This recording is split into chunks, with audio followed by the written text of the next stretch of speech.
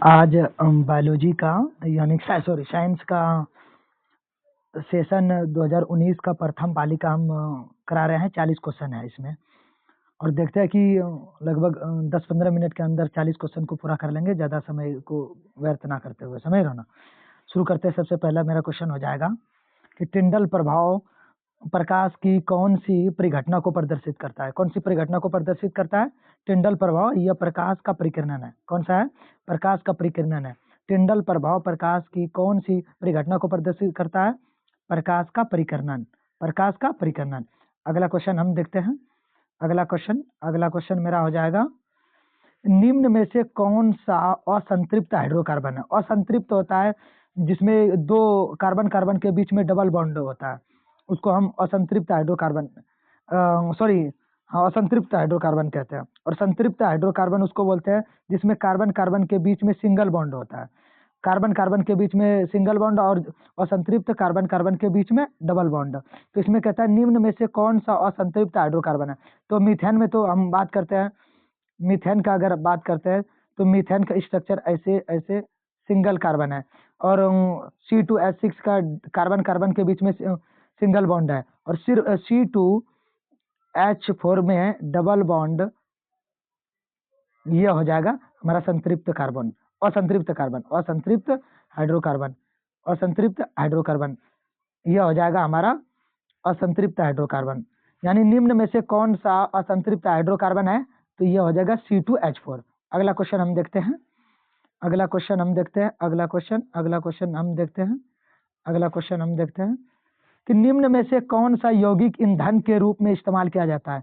इनमें से कौन ईंधन के रूप में? इथेनॉल हो जाएगा। इसमें थोड़ा सा स्पेलिंग एरर है, इसमें स्पेलिंग थोड़ा सा गलती है, स्पेलिंग में थोड़ा सा गलती है।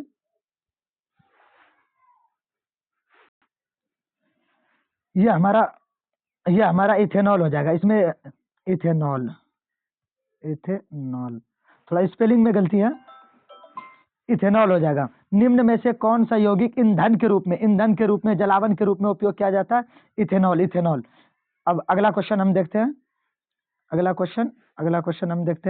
निम्न में से कौन आहार श्रृंखला का निर्माण करता है? निम्न में से कौन आहार श्रृंखला का निर्माण का निर्माण करता है? तो इसमें हो जाएगा बकरी, पहले घास, उसके बाद बकरी, उसके बाद मानव, क्योंकि घास को बकरी खाती है और बकरी को फिर मानव खाता है। यह आहार श्रृंखला का एक निर्माण करती है, आहार श्रृंखला निर्माण करती है। यानी कि निम्न में से कौन, क्योंकि यह तो घास गेहूं आम यह तो होगा नहीं, इसमें जैसे घास बकरी मानव यह हो जाएगा और नीचे तो बकरी गाय यह तो होगा नहीं, उसके बाद घास मछली तथा बकरी यह भी नहीं होगा। इसलिए हमारा सही आंसर क्या हो जाएगा? यह वाला बी नंबर। अगला क्वेश्चन देखते हैं। अगला क्वेश्चन मेरा हो जाएगा। अगला क्वेश्चन कहता है मानव हृदय में कोष्ठों की संख्या कितनी है? मानव हृदय में कोष्ठों की संख्या याद रखना 4 होता है। मानव हृदय में कितने कोष्ठों की संख्या? 4 होती है। याद रखना, मानव हृदय में कोष्ठों की संख्या 4 होती है। अगला क्वेश्चन हम देखते हैं, ज्यादा समय आप लोगों को बर्बाद नहीं करना चाहते हैं। अगला क्वेश्चन हम देखते हैं। अगला क्वेश्चन कहता है रासायनिक अभिक्रिया के दौरान किसी पदार्थ में ऑक्सीजन का ह्रास होता है? तो किसमें होता है? अपचयन में। उपचयन में तो ऑक्सीजन बढ़ता है, अपचयन में ऑक्सीजन ह्रास होता है। ऑक्सीजन क्या होता है? ह्रास होता है। ऑक्सीजन इसमें अपचयन में ऑक्सीजन ह्रास होता है। याद रखना, रासायनिक अभिक्रिया के दौरान किस पदार्थ का ऑक्सीजन में ह्रास होता है? तो अपचयन में। कौन सा आंसर हो जाएगा हमारा सही आंसर बी हो जाएगा, अपचयन। याद रखना। अगला क्वेश्चन हम देखते हैं। अगला क्वेश्चन हमारा हो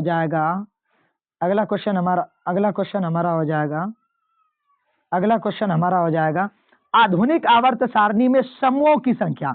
एकदम ध्यान से देखना, आधुनिक आवर्त सारणी में समूहों की संख्या अगर पूछेगा तो हमारा 18 हो जाएगा और वर्गों की संख्या बोलेगा तो 7 हो जाएगा। अभी तो वर्ग नहीं पूछा, वर्ग की संख्या अगर पूछेगा तो हमारा 7 होगा और समूहों की संख्या पूछा है तो हमारा यह 18 होगा।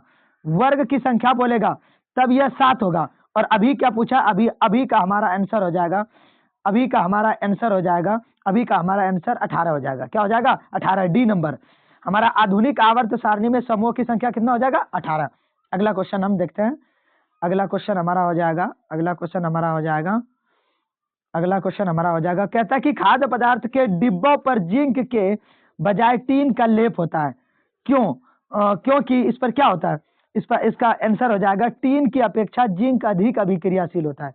टीन की अपेक्षा जिंक अधिक अभिक्रियाशील होता है। मतलब खाद्य पदार्थ के डिब्बों पर जिंक के बजाय टीन का लेप होता है। जैसे कोई खाद्य पदार्थ होता है उसके ऊपर पैक किया हुआ रहता है टीन का, जिंक का इसलिए नहीं दिया जाता है क्योंकि जिंक टीन के मुकाबले में अधिक अभिक्रियाशील होता है, उस किसी भी खाद्य पदार्थ के साथ अभिक्रिया कर लेगा, इसीलिए टीन का उपयोग करता है। क्वेश्चन नंबर आंसर आपका सी हो जाएगा, सही आंसर। खाद्य पदार्थ के डिब्बों पर जिंक के बजाय टीन का लेप क्यों किया जाता है? क्योंकि टीन की अपेक्षा जिंक अधिक अभिक्रियाशील है। आंसर हमारा हो जाएगा क्या? सी नंबर। अगला क्वेश्चन देखते हैं, ज्यादा समय व्यर्थ ना करते हुए। अगर बोलेंगे इसको और ज्यादा डिफाइन सब ऑप्शन को, तो अगले बार हम सब ऑप्शन को डिफाइन करते हुए जाएंगे, अभी ज्यादा नहीं कर रहे। आंसर सिर्फ बोलता है, निम्नलिखित में से कौन सा पुनरुद्ध भवन का उदाहरण है? पुनरुद्ध भवन का उदाहरण कौन सा हो जाएगा? हाइड्रा। याद रखना, प्लेन एरिया भी है और हाइड्रा भी है, याद रखना, प्लेन एरिया भी है और हाइड्रा भी है। निम्नलिखित में से कौन पुनरुद्ध भवन का उदाहरण है? तो हाइड्रा हो जाएगा। क्या हो जाएगा? हाइड्रा हो जाएगा हमारा।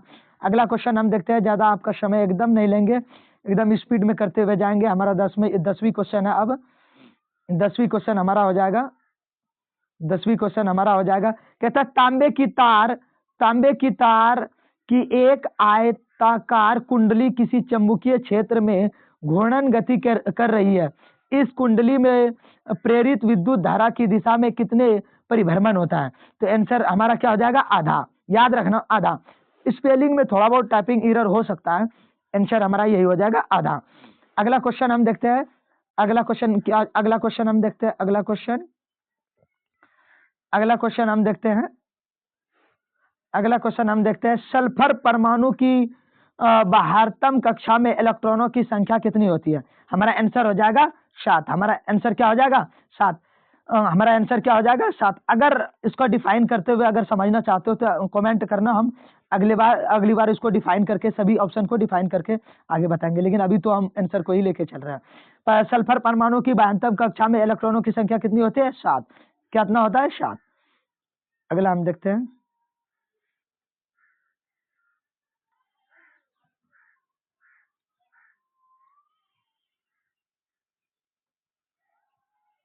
सॉरी हम 7 बता देते, 6 हो जाएगा। सल्फर परमाणु की बाह्यतम कक्षा में इलेक्ट्रॉनों की संख्या हमारा कितना हो जाएगा?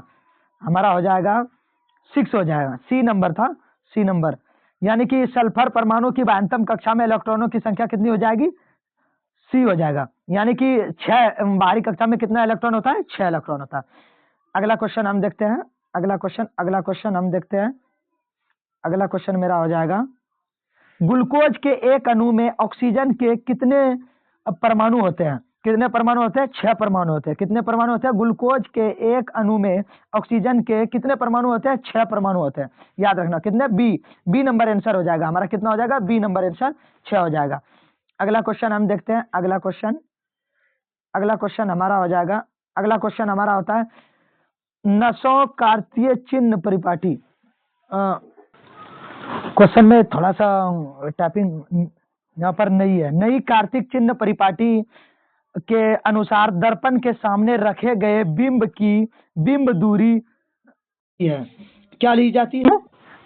ऋणात्मक जाता है। क्या लिया जाता है? ऋणात्मक हो जाएगा, यानी कि निगेटिव हो जाएगा, यानी ऋणात्मक लिया जाता है। अगला क्वेश्चन हम देखते हैं, अगला क्वेश्चन हम देखते हैं। अगला क्वेश्चन मेरा 14 नंबर क्वेश्चन है। कहता कि पीत रस कहां से स्रावित होता है? पीत रस अग्नाशय से स्रावित होता है। ए नंबर।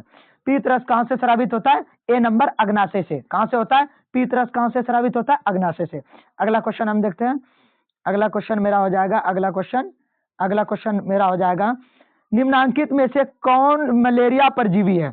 हमारा प्लाज्मोडियम हो जाएगा मलेरिया परजीवी, ए नंबर, प्लाज्मोडियम। यानी निम्नांकित में से कौन मलेरिया परजीवी है? प्लाज्मोडियम। मलेरिया परजीवी क्या है? प्लाज्मोडियम, ए नंबर आंसर हो जाएगा। अगला क्वेश्चन हम देखते हैं, अगला क्वेश्चन हम देखते हैं, एल्युमिनियम पर मोटी ऑक्साइड की परत बनने की प्रक्रिया कहलाती है। बनने की प्रक्रिया क्या कही जाती है? बनने की प्रक्रिया, टाइपिंग में थोड़ा एरर हो गया है। एल्यूमिनियम पर मोटी ऑक्साइड की परत बनाने की प्रक्रिया कहलाती है एनोडीकरण होगा। एनोडीकरण, इसका हो जाएगा एनोडीकरण। एनोडीकरण हो जाएगा, एनोडीकरण। एनोडीकरण बी नंबर हमारा आंसर हो जाएगा, एनोडीकरण। एनोडीकरण, एनोडीकरण, एनोडीकरण, एनोडीकरण, एनोडीकरण हो जाएगा हमारा। क्या हो जाएगा? एनोडीकरण। अगला क्वेश्चन हम देखते हैं, अगला क्वेश्चन हम देखते हैं। 17 नंबर क्वेश्चन हमारा है, सामान्य नेत्र के लिए दूर बिंदु क्या है? सामान्य नेत्र के लिए दूर बिंदु क्या है? अनंत। क्या हो जाएगा? अनंत। सामान्य नेत्र के लिए दूर बिंदु हमारा अनंत है। अगर निकट पूछता तो निकट, निकट अगर पूछता निकट, तब यह 25 सेंटीमीटर होता, तब क्या होता है? 25 सेंटीमीटर। लेकिन अभी सामान्य नेत्र के लिए दूर बिंदु पूछ रहा है तो हमारा आंसर अनंत हो जाएगा। हमारा आंसर क्या हो जाएगा? अनंत। हमारा आंसर क्या हो जाएगा? अनंत, यानी डी नंबर। सामान्य नेत्र के लिए दूर बिंदु पूछ रहा है तो अनंत हो जाएगा। अगला क्वेश्चन हम देखते हैं। अगला क्वेश्चन हमारा हो जाएगा, अगला क्वेश्चन कहता है कौन सी गैस, थोड़ा सा स्पेलिंग में बहुत इधर कर दिया है। कौन सी गैस वैश्विक उष्मन के लिए उत्तरदायी है? वैश्विक, या इसमें कहता है कि कौन सी गैस वैश्विक उष्मन के लिए उत्तरदायी? यह कार्बन डाइऑक्साइड हो जाएगा। क्या हो जाएगा? CO2। क्या हो जाएगा? Carbon dioxide. कौन सी गैस वैश्विक उष्मन के लिए उत्तरदायी है? कार्बन डाइऑक्साइड हो जाएगा। क्या हो जाएगा? कार्बन डाइऑक्साइड, यानी ए नंबर। अगला क्वेश्चन हम देखते हैं, अगला क्वेश्चन हम देखते हैं। अगला क्वेश्चन कहता कि कौन सा अजैव निम्नीकरण कचरा है? अजैव निम्नीकरण कचरा है तो इसमें हो जाएगा हमारा थर्मोकोल। थर्मोकोल, यानी कि अजैव निम्नीकरण कचरा कौन सा है? थर्मोकोल। क्योंकि यह सब कचरा आराम से निम्नीकृत हो जाता है, लेकिन थर्मोकोल निम्नीकृत नहीं होता, इसलिए आंसर हमारा क्या हो जाएगा? थर्मोकोल। थर्मोकोल। अगला क्वेश्चन हम देखते हैं, अगला क्वेश्चन हमारा हो जाएगा, कहता है निम्न में से किस लेंस की फोकस दूरी धनात्मक होती है? किस लेंस की फोकस दूरी? उत्तल लेंस की। उत्तल लेंस की फोकस दूरी धनात्मक होती है, यानी पॉजिटिव होती है। उत्तल लेंस की फोकस दूरी क्या होती है? पॉजिटिव, धनात्मक होती है उत्तल लेंस। अगला क्वेश्चन हम देखते हैं, अगला क्वेश्चन हम 21 नंबर क्वेश्चन देखते हैं। 21 नंबर क्वेश्चन हम देख रहे हैं। कहता है समांतर क्रम में संयोजित प्रतिरोधों की संख्या उपरांत संयोजित प्रतिरोधों का कुल प्रतिरोध क्या है? क्या प्रतिरोध है? बढ़ता है। क्या होता है? बढ़ता है। समांतर क्रम में संयोजित प्रतिरोधों की संख्या उपरांत संयोजित प्रतिरोधों की कुल प्रतिरोध क्या होता है? बढ़ता है। अगला क्वेश्चन हम देखते हैं, अगला क्वेश्चन हम देखते हैं। अगला क्वेश्चन हमारा हो जाएगा, कवक में पोषण की कौन सी विधि पाई जाती है? कवक में पोषण की कौन सी विधि पाई जाती है? मृत जीवी कौन सी पाई जाती है? मृत जीवी। कौन सी पाई जाती है? मृत जीवी पाई जाती है। कवक में कौन सी पाई जाती है? मृत जीवी। अगला क्वेश्चन हम देखते हैं, अगला क्वेश्चन हम देखते हैं। कहता है निम्न में से कौन सा पद विद्युत परिपथ में विद्युत शक्ति को निरूपित करता है? कौन सा पद है? I square R, I square R हो जाएगा, I स्क्वायर आर हो जाएगा। निम्न में से कौन सा पद विद्युत परिपथ में विद्युत शक्ति को निरूपित करता है? I square R. A number answer हो जाएगा हमारा। अगला क्वेश्चन हम देखते हैं, अगला क्वेश्चन हमारा कहता है कि निम्न में से कौन सा अंग संवेदी ग्राही नहीं है? निम्न में से कौन सा अंग संवेदी ग्राही नहीं है? तो कौन सा नहीं है? दिमाग, यानी कि आंख, कान, आंख और नाक ये सब सेंसिटिव ऑर्गन है, सेंस ऑर्गन है, लेकिन दिमाग ऐसा नहीं है, इसलिए हमारा ये आंसर क्या हो जाएगा? दिमाग। अगला क्वेश्चन देखते हैं। अगर आप और एक एक ऑप्शन को डिफाइन करके चाहते हो तो कमेंट करना, हम डिफाइन करके बताएंगे एक एक ऑप्शन को, सबको डिफाइन करेंगे। किस दर्पण का उपयोग सामान्यतः वाहनों के पश्च दृश्य दर्पणों के रूप में किया जाता है? तो हमारा हो जाएगा उत्तल दर्पण। उत्तल दर्पण कौन सा? यानी साइड मिरर में हम कौन सा दर्पण यूज करते हैं? उत्तल दर्पण। अगला क्वेश्चन हम देखते हैं, अगला क्वेश्चन हमारा हो जाएगा क्या? समजात अंगों का उदाहरण है। समजात अंगों का उदाहरण क्या है? कल हम पढ़ाए थे समजात और समरूप। समजात अंग का उदाहरण सब हो जाएगा। आंसर है उपयुक्त सभी। हमारा हाथ कुत्ते का अग्रपाद, हमारे दांत और हाथी के दांत, आलू और घास के ऊपरी भूपरत भूस्तारी, यह उपयुक्त, यानी कि हमारा डी नंबर आंसर हो जाएगा। क्या हो जाएगा? डी नंबर हमारा आंसर हो जाएगा। डी नंबर क्या हो जाएगा? D number. समजात अंगों का उदाहरण हमारा डी नंबर हो जाएगा।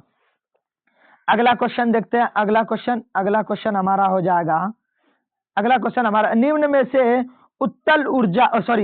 से उत्तम ऊर्जा स्रोत कौन सा है? निम्न में से उत्तम ऊर्जा स्रोत कौन सा है? हमारा आंसर हो जाएगा पेट्रोलियम। क्या हो जाएगा? पेट्रोलियम। निम्न में से उत्तम ऊर्जा स्रोत कौन सा है? पेट्रोलियम। कौन सा है? पेट्रोलियम। अगला क्वेश्चन हम देखते हैं। अगला क्वेश्चन हमारा हो जाएगा। अगला क्वेश्चन हमारा हो जाएगा, कौन अंतः स्रावी और बाह्य स्रावी ग्रंथि जैसा कार्य नहीं करता है? तो पीयूष ग्रंथि। कौन? पीयूष ग्रंथि। क्या हो जाएगा? पीयूष ग्रंथि। हमारा आंसर हो जाएगा पीयूष ग्रंथि। अगला क्वेश्चन देखते हैं हमारा 30 नंबर क्वेश्चन। फ्लेमिंग के वाम हस्त नियम में बाएं हाथ की तर्जनी संकेत करती है। क्या संकेत करती है? चुंबकीय क्षेत्र की दिशा। फ्लेमिंग के वाम हस्त नियम में बाएं हाथ की तर्जनी संकेत करती है चुंबकीय क्षेत्र की दिशा। चुंबकीय क्षेत्र की दिशा। अगर और डिफाइन के साथ समझना चाहते हो तो कमेंट करना है। अभी हम जल्दी से इसको कराते जा रहे हैं। अगला कहता है, निम्न में से कौन गंगा प्रदूषण के लिए उत्तरदायी नहीं है? गंगा में मछली पालन जो कि गंगा प्रदूषण के लिए उत्तरदायी नहीं है। मछली पालन, गंगा में मछली पालन। अगला क्वेश्चन हम देखते हैं। अगला क्वेश्चन हमारा क्या है? अगला क्वेश्चन कहता है कि पुष्प का नर जननांग कहलाता है। नर जननांग क्या कहलाता है? पुंकेसर। क्या कहलाता है? पुंकेसर। पुष्प का नर जननांग क्या कहलाता है? पुंकेसर। क्या कहलाता है? पुंकेसर। अगला क्वेश्चन मेरा 33 है। 33 नंबर क्वेश्चन हो जाएगा हमारा, किस लेंस का उपयोग कर दीर्घ दृष्टि दोष को संशोधित किया जाता है? दीर्घ दृष्टि दोष को संशोधित करने के लिए उत्तल लेंस, क्या कौन सा लेंस? उत्तल लेंस की जरूरत होती है। किस लेंस का उपयोग दीर्घ दृष्टि दोष को संशोधित करने के लिए किया जा सकता है? उत्तल लेंस। हमारा बी नंबर आंसर हो जाएगा। अगला देखते हैं। अगला में हमारा हो जाएगा, विरंजक चूर्ण का रासायनिक सूत्र होता है। विरंजक चूर्ण का रासायनिक सूत्र होता है CaOCl2। CaOCl2 हमारा बी नंबर आंसर हो जाएगा। अगला क्वेश्चन हम देखते हैं। अगला क्वेश्चन हम देखते हैं, कौन सा पदार्थ लाल लिटमस को नीला कर देता है? लाल लिटमस को नीला कर देता है कौन सा? यह क्षार। लाल लिटमस को नीला कर देता है क्षार ने। लाल लिटमस को नीला कौन कर देता है? क्षार ने। क्या इसका आंसर क्या हो जाएगा? क्षार। क्या हो जाएगा? क्षार। क्या हो जाएगा? क्षार। अगला हम देखते हैं। अगला क्वेश्चन हमारा 36 नंबर क्वेश्चन है। 36 नंबर क्वेश्चन है, कौन सा अभिलक्षण वंशगत नहीं है? कौन सा अभिलक्षण वंशागत नहीं है? बाल की प्रकृति हमारा आंसर हो जाएगा। कौन सा अभिलक्षण वंशागत नहीं है? तो बाल की प्रकृति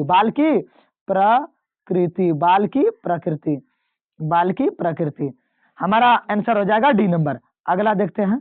अगला हमारा 37 है, यानी कि 37 नंबर क्वेश्चन है, शुद्ध जल का पीएच मान होता है। शुद्ध जल का पीएच मान होता है, याद रखना, शुद्ध जल का पीएच मान होता है। शुद्ध जल का पीएच मान क्या होता है? 7, यानी बी नंबर आंसर हो जाएगा हमारा। क्या हो जाएगा? बी नंबर आंसर हो जाएगा हमारा। क्या हो जाएगा? बी नंबर 7 होता है। शुद्ध जल का पीएच मान क्या होता है? 7 होता है। अगला क्वेश्चन हम 38 को देखते हैं। अगला क्वेश्चन हमारा 38 हो जाएगा, कौन सा वर्णक यौगिक सबसे अधिक अभिक्रियाशील है? कौन सा यौगिक सबसे अधिक अभिक्रियाशील है? सबसे अधिक अभिक्रियाशील कौन सा है? C2H4। C2H4 हमारा आंसर सी हो जाएगा। हमारा आंसर क्या हो जाएगा? सी। कौन सा वर्ण यौगिक सबसे अधिक अभिक्रियाशील है? C2H4। अगला हम देखते हैं।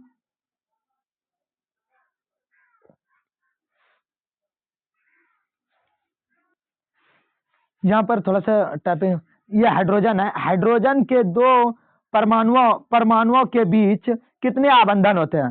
तो 1 होता है। हाइड्रोजन के बीच एक ही होता है, हाइड्रोजन के बीच कितना होता है, एक आबंधन। अगला हमारा क्वेश्चन हो जाएगा 40 नंबर, लास्ट क्वेश्चन हमारा, विद्युत ऊर्जा का व्यापारिक मात्रक क्या होता है? व्यापारिक मात्रक यूनिट होता है, हम लोगों ने जानते हैं बिजली बिल यूनिट में आता है। व्यापारिक मात्रक हमारा, विद्युत ऊर्जा का व्यापारिक मात्रक क्या होता है, यूनिट। हमारा ये लास्ट क्वेश्चन था। अब अगले दिन हम 19 का द्वितीय पालिका देंगे, ठीक है, फिर मिलते हैं।